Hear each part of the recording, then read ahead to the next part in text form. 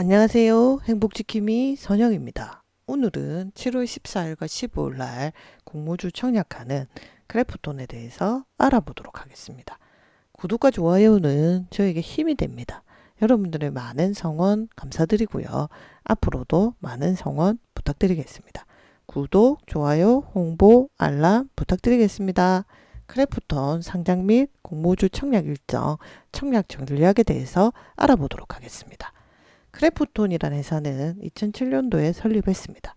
배틀그라운드라는 게임이 세계적으로 성공하면서 유명해진 게임 회사라고 볼 수가 있습니다. 테라나 엘리온 같은 게임은 만들었지만 실패했습니다. 그리고 예비심사 통과는 2021년 6월 11일, 그리고 증권서 제출은 6월 16일 날, 이번 달 11일 날 예비심사 통과하고 16일 날 증권신고서를 제출했습니다.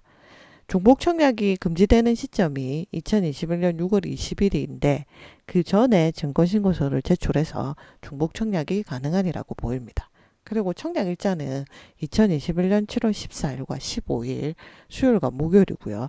그리고 상장은 그 다음 주 목요일인 7월 22일 날 상장을 하고요. 총 공모 주식수는 16만 230주고요. 희망 공모가액은 45만 8천원에서 55만 7천원. 55만 7천 원이 될 확률이 높고요. 그리고 공모 자금은 최대 5조 6천억 원, 그리고 시총은 최대 35조 736원, PER은 42.5배라고 보시면 되고, 미래에셋증권, NH투자증권, 삼성증권에서 청약 가능합니다. 그래서 그 세 개의 증권사에서 청약을 할 수 있기 때문에 55만 7천 원으로 만약 계산을 해본다면 10주가 최소 주식수기 때문에 증거금 50%로 하면 278만 5천 원이 한 증권사에 할 수 있는 청약 증거금이 되고요. 그리고 3개가 되면 835만 5천 원이 되죠. 그래서 836만 원 정도가 들게 됩니다. 그래서 그 7월 14일보다는 15일 날 경쟁률을 보고 전략적으로 다가가는 게 하나의 전략이 될 수가 있고요. 그리고 미래에셋, NH투자증권, 삼성증권 세 개의 중복 청약이 가능하다라고 보시면 되고, 그 증거금은 836만 원 정도 있으시면 세 개의 증권사에 청약이 가능하고, 하나만 하시려면 278만 5천 원이 있으시면 가능하다라고 보시면 되죠. 그런데 이제 크래프톤을 청약을 할 때 고려사항이 있습니다. 뭐가 있냐면은 시가총액하고 PER이 너무 높습니다. 시가총액이 23조에서 29조 정도로 보고 PER은 41.5배로 보는데 NC소프트가 18조, PER이 39배고요. 넷마블이 11조, PER이 36배입니다. 이거보다 훨씬 높죠. 그리고 넷마블 넷마블 11조, 그 다음에 NC소프트 18조 원, 카카오게임즈 4조 원을 합쳐서 34조 정도가 되는데 이거보다 약간 조금 밑도는 그런 시가총액이고요.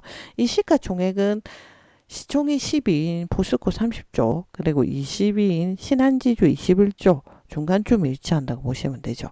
그래서 시가총액과 PER이 너무 높다라고 보시고요. 근데 이제 두 번째 논란은 희망 공모가가 고평가돼 있습니다.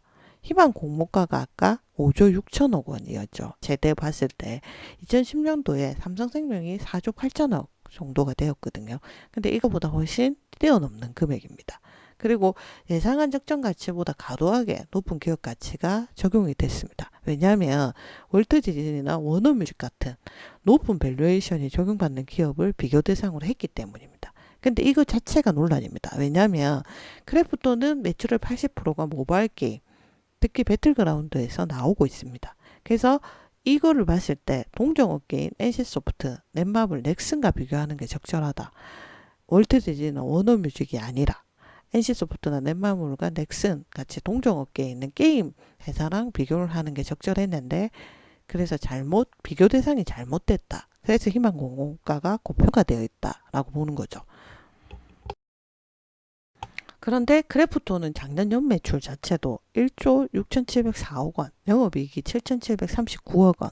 그래서 매출은 53.6%가 증가했고요. 그리고 영업이익은 115.4%가 증가는 했습니다. 그런데 그 넥슨 같은 경우에 연매출이 4조 1306억이고요. 영업이익이 6606억. 그리고 NC소프트가 연매출이 2조 4162억. 영업이익이 8248억 원이거든요. 그래서 넥슨이나 NC소프트보다 연매출이 못해요. 못하고 영업이익도 NC소프트보다 못하죠. 그래서 향후의 회사 성장성을 보고 희망 공모가를 높게 측정하다 하더라도 지금 기존에 있는 대형 게임 동종업체들하고 비교해 봤을 때 뛰어넘지는 못한다. 그래서 희망 공모가가 너무 고평가되어 있다. 그 SK 바이오사이언스가 1조 4,918억이었고 SK 아이테크놀로지가 2조 2,460억 원이었거든요. 이거를 훨씬 뛰어넘는 공모가입니다. 그래서 지금 희망 공모가가 너무 고평가되어 있다. 이게 또 두 번째 문제고요. 세 번째는 원게임 리스트. 배틀그라운드에 너무 집중되어 있는 원게임 리스트. 그리고 95%가 해외에서 발생을 매출이 하는데 그 주 시장이 인도와 중국에 치우쳐져 있다. 즉 아시아 시장의 주다. 북미나 유럽 시장 쪽으로 가는 게 아니고 그래서 이 원게임 리스트 이 배틀그라운드 외에도 후속작이 신작이 빨리 나와야 되고 그리고 IP도 확장을 해야 되고 그리고 매출도 아시아인 인도와 중국에 집중되는 게 아니라 북미나 유럽까지 확보를 해야 된다. 라는 문제가 있죠. 그래서 배틀그라운드 후속작인 배틀그라운드 유스테이트를 출시를 준비를 하고 있고 그리고 북미나 유럽 시장에 확보를 하겠다고 방침은 정해졌다고 합니다. 그런데 이건 어떻게 될지 봐야 되고 그리고 이용도 작가의 장편 소설인 눈물을 마시는 새, 피를 마시는 새 같은 IP를 활용해서 게임 개발을 추진하고 있고 그 외에도 2차 콘텐츠인 영상물이나 출판물 형태로도 2차 콘텐츠를 해서 글로벌 시장을 선보일 예정이라고 합니다.